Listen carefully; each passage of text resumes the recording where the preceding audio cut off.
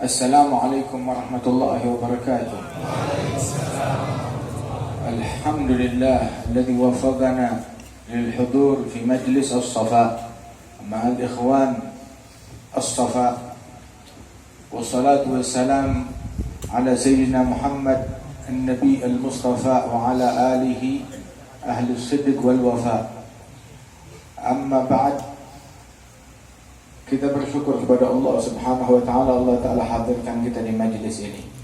Mudah-mudahan dengan kita hadir di majlis ini Allah taala anugerahkan kepada kita salat, kebersihan di dalam hati kita, kebersihan di dalam jiwa kita, kebersihan di dalam fikiran kita, dan dijadikan kita sebagai ikhwan ahlus safa, sebagai orang-orang yang saling bersaudara di dalam kebersihan hati, di dalam penunaian dan kesetiaan kepada Allah dan kepada Rasulullah sallallahu alaihi wa alihi wasallam.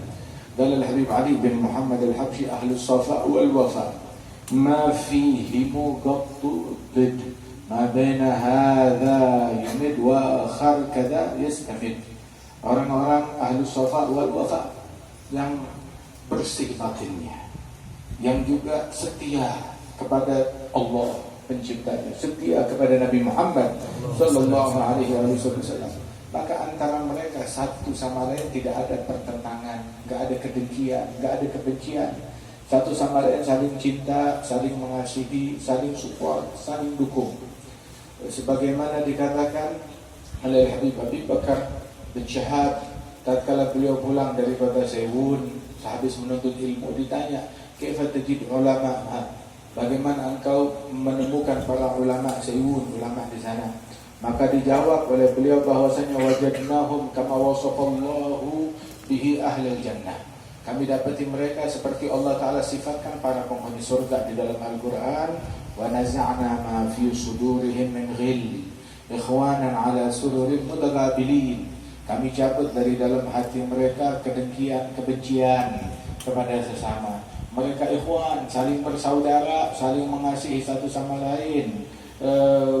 Mereka duduk saling berhadap-hadapan, saling cinta satu sama lain. Mudah-mudahan Allah Ta'ala sebagaimana mengumpulkan kita di majlis as-safa, Allah Ta'ala kumpulkan kita insyaAllah besok di hari kiamat di dalam surga Allah Ta'ala ma'an Nabi al-Mustafa. Amin ya Rabbal Alamin.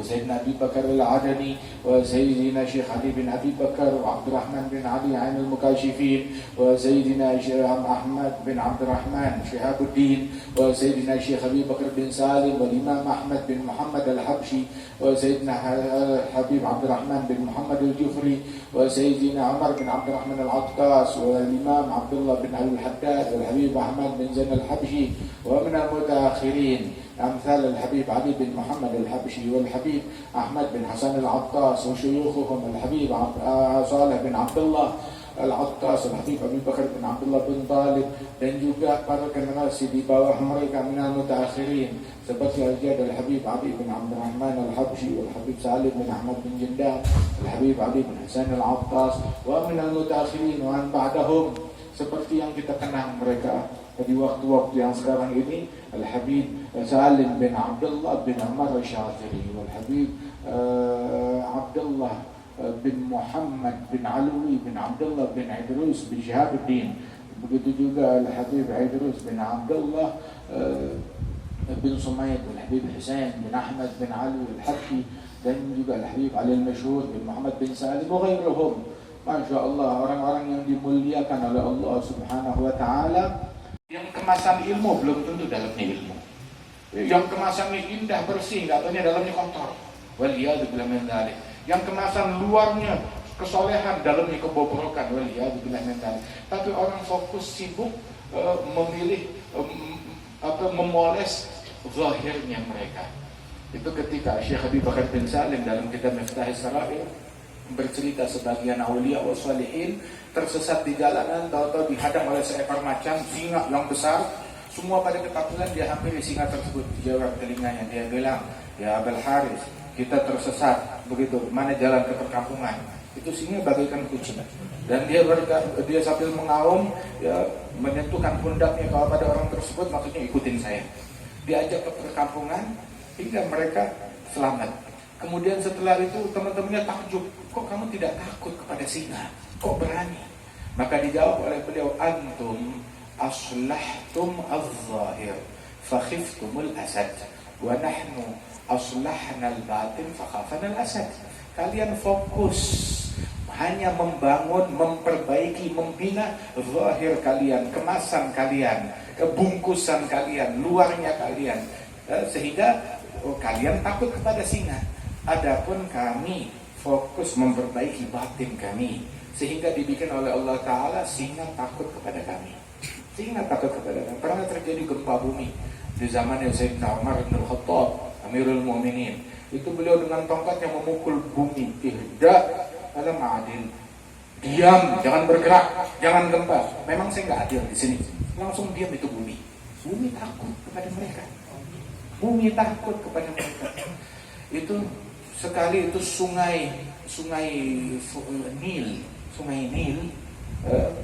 di zamannya Amirul Mu'minin Sayyidina Umar bin Khattab, itu sungai berhenti mengalir.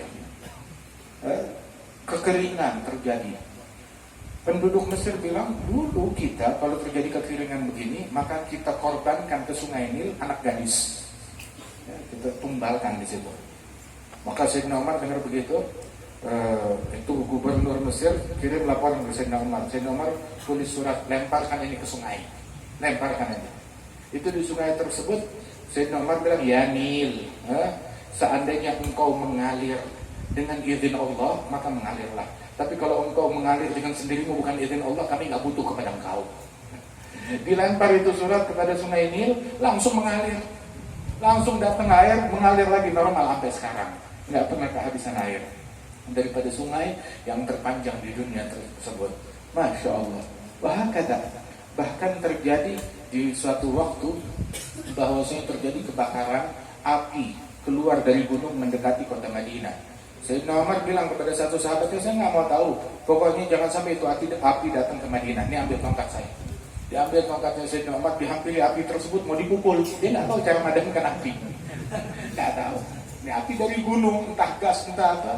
Sebab memang Madinah dikelilingi dulu oleh gunung berapi, begitu. Maka dihampiri api tersebut, dikejar dengan ini, itu api mundur balik ke gunung padam. Takut kepada tongkatnya Sayyidina Umar bin Khattab radhiyallahu anhu. Dalam riwayat disebutkan, man ata'a Allah ata'ahu Allah. Man ata'a Allah ata'ahu Allah. Barang siapa yang taat kepada Allah, Allah akan turuti apapun yang dia inginkan. Mereka stres, listrik naik, begitu. Mereka sumpah stres karena faktor duniawi orang sekarang. Tapi orang dulu tahu yang bikin mereka sumpah dan stres, yang bikin mereka sedih apa? Ditanya sedih, kenapa kamu sedih? Ya, hari ini saya baca Quran 2-3 juz tapi belum ketemu khusyuk. Hari ini saya baca Quran, air mata saya belum keluar. Hari ini saya sholat nggak menemukan kehadiran hati di dalam sholat. Itu sumpahnya mereka, itu stresnya mereka. Ada ba'du sahabat lagi sholat di kebunnya, sholat di kebunnya yang indah, yang bagus.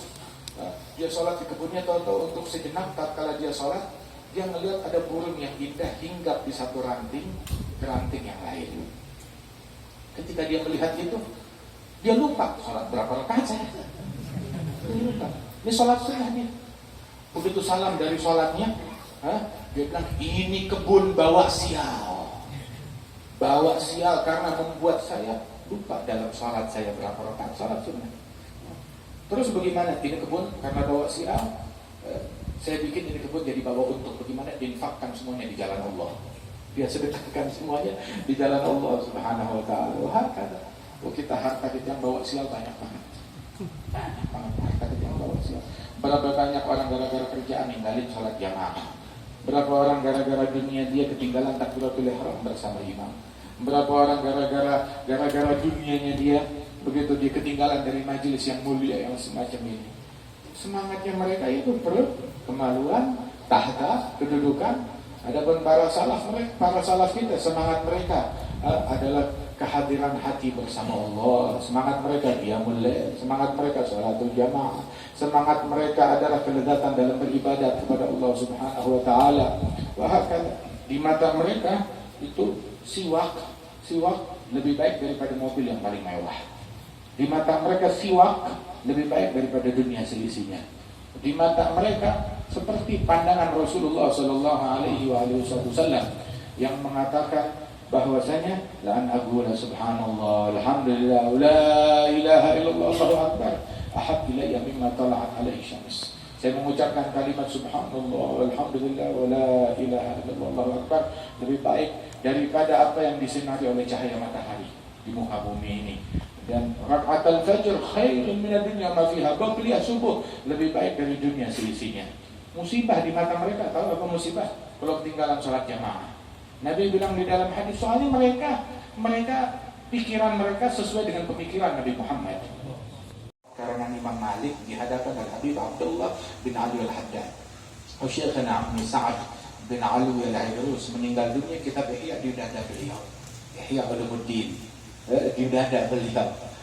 Dalam keadaan lagi mutalaah, lagi murajaah kitab Ihya Ulumuddin karangan Al-Imam Abu Hamid Al-Ghazali. Hakada himmatuhum nailul makarimi wal fadli laqad rafadu dunyal gharur wa ma sa'u laha walladhi yati yubadilu fil badli faqiruhum hurrun wa dhul mal munfiqun raja'a thawabillah fi salihis subli. Mereka enggak menginginkan dunia, enggak kepengen harta, enggak kepengen tahta. Yang paling menggembirakan mereka bukan kalau dikasih harta ataupun dikasih tahta, tapi yang paling menggembirakan mereka adalah ketika kita menempuh jalan mereka, istiqamah di jalannya mereka. Sayyidina Al-Habib Ali bin Muhammad Al-Hafidh beliau bilang bahwasanya mimma yasurul galba minni nuzumukum tariqata abai wa ahli wa ajdadi. Yang paling menggembirakan hati saya dari kalian adalah bukan kalau dibawakan harta atau tahta atau jabatan, bukan, tetapi kalau kalian melazimkan tariqah para leluhur, para wali-wali Allah, melazimkan jalan mereka, wiridnya mereka, adabnya mereka, ilmunya mereka, akhlaknya mereka, majlisnya mereka, sirahnya mereka, kalian lazimkan, kalian kaji, kalian jalankan, kalian amalkan. Itu yang paling menggembirakan hati saya. Dari dunia perpolitikan, kesultanan saya, kerajaan saya, kesultanan saya berikan kepada Habib, kepada engkau.